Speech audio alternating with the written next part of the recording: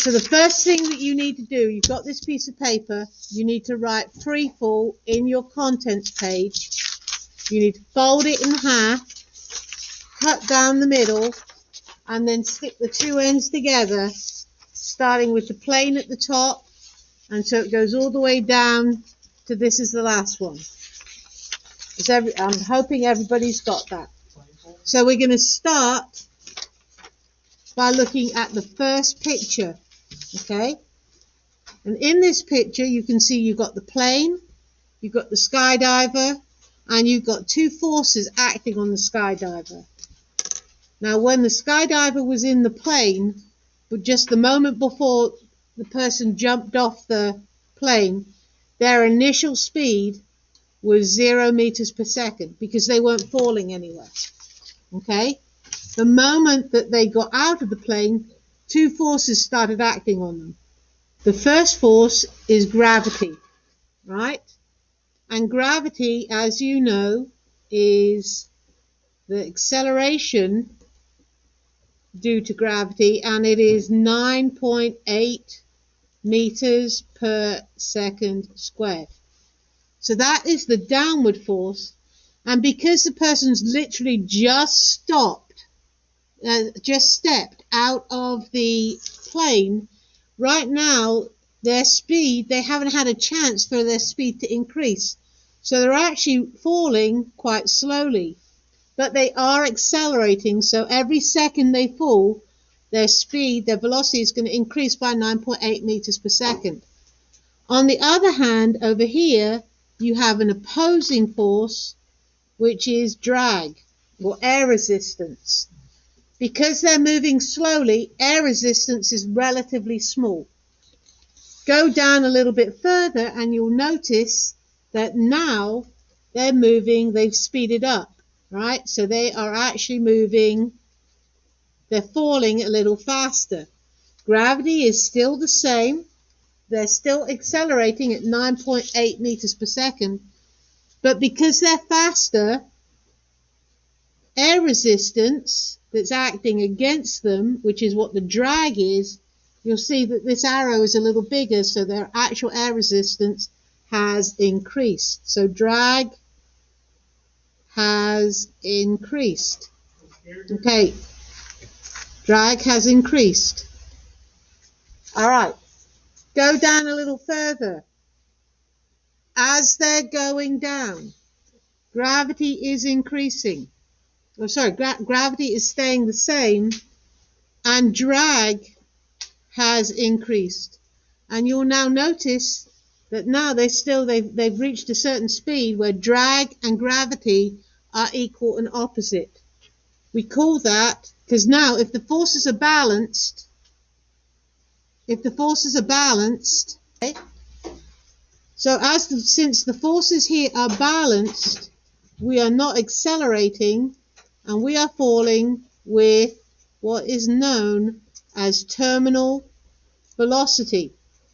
Now typically terminal velocity is 55 meters per second, which if you watch the video you will know is way too fast to hit the ground. If you hit the ground at 55 meters per second, you will be a pancake. You will be a strawberry pancake.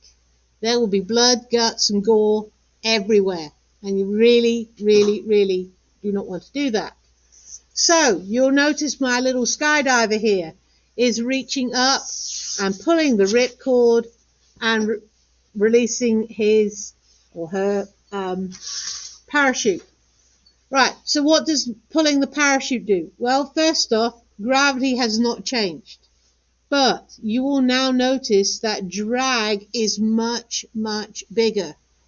Now, although drag, we're still falling, but we are falling at a slower rate.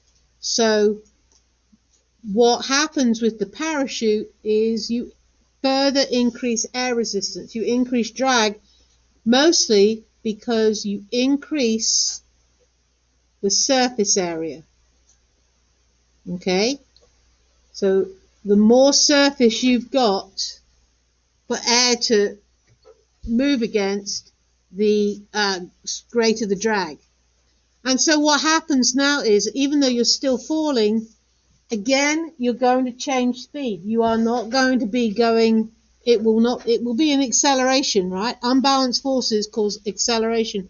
But what we have is negative acceleration, which in essence means you are slowing down, which is really what you want to do.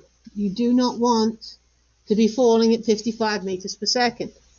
So as you slow down, right, whereas up here at the beginning, as we speeded up, drag increased. When you slow down, drag decreases. So we finally get to this point. Gravity is still the same, but because you've slowed down, drag has decreased. But these are balanced. So what you've actually reached is a new terminal velocity. But this terminal velocity, rather than being like up here, it was 55 meters per second, is typically somewhere around 5 meters per second. Okay? And hitting the ground at 5 meters per second is entirely survivable. You would not get your bones broken, or you wouldn't get hurt, especially if you landed properly. And the reason that the terminal velocity is less is because drag increased to slow down the rate at which you were falling. When the drag and the velocity and gravity were balanced, that's where you reach your terminal velocity.